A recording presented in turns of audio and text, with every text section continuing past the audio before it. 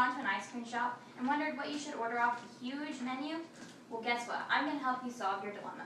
Today we're going to learn how to make a satisfying ice cream treat, the clown sundae. It's an authentic soda fountain treat. I learned how to make the clown sundae by working at Springfield Old-Fashioned Soda Fountain.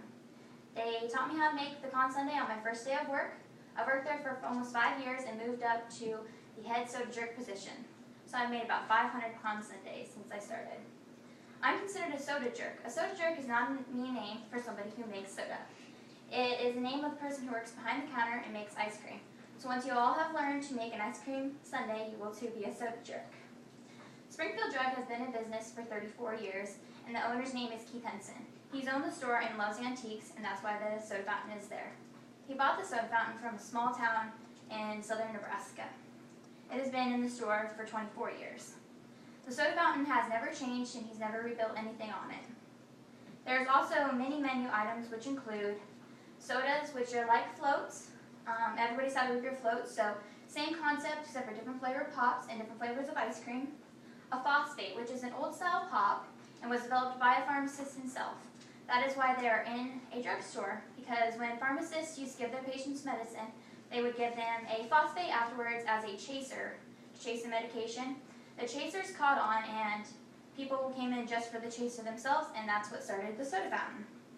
You can also buy malts and shakes at the soda fountain, and a malt is different than a shake because it includes malt powder, which is like what you would find in a malted milk ball. You can also get different flavors of sundaes, a full banana split, a twister, which is like a shake with candy in it, Husker 61 sundae, which is 8 scoops of ice cream, 2 toppings, and is named after a football player on the Husker team, and a bus mega float, which is a liter of pop and 5 scoops of ice cream.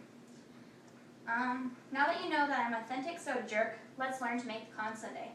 First, we're going to need a few ingredients. You're going to have to start with vanilla ice cream and chocolate ice cream. These are a little different than they use in a soda fountain because it's not in such big quality and quantities, but you can use this, it works just as well. You're going to need hot fudge and marshmallow topping. If you don't have hot fudge at home, you can use chocolate syrup because hot fudge requires a double boiler to heat. You're going to need whipped cream, sprinkles, and a cherry. And so we're going to start. You need to put a scoop of vanilla ice cream in first. The vanilla ice cream works best if you do it first because then you'll get it dirty with the scooper. And you always put the scoop in water. It helps soften the ice cream without putting it in the microwave. If you put it in the microwave, it gets soggy.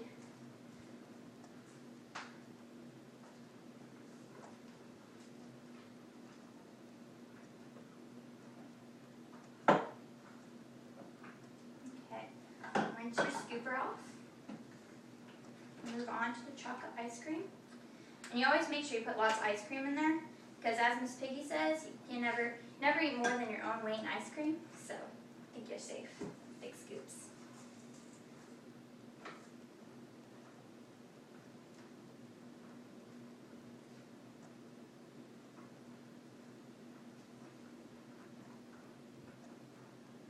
Alright, now that we have our ice cream, we're going to move on to putting the toppings on.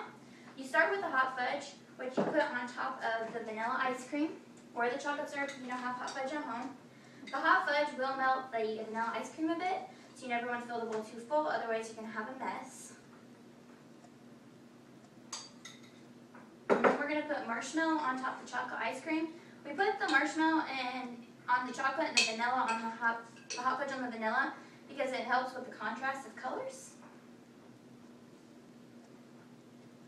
There we go. Now we're going to put on what they would call the works. The works is considered everything on top of the sundae. So you're going to start with whipped cream. And we put whipped cream on both flavors of ice cream.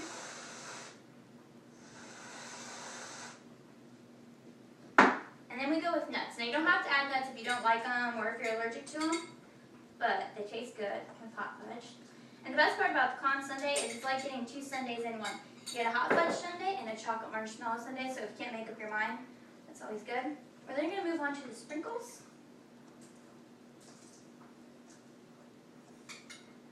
And then we're going to put a cherry on top. And the cherry is the best part, so you got to make sure you put 2 on there.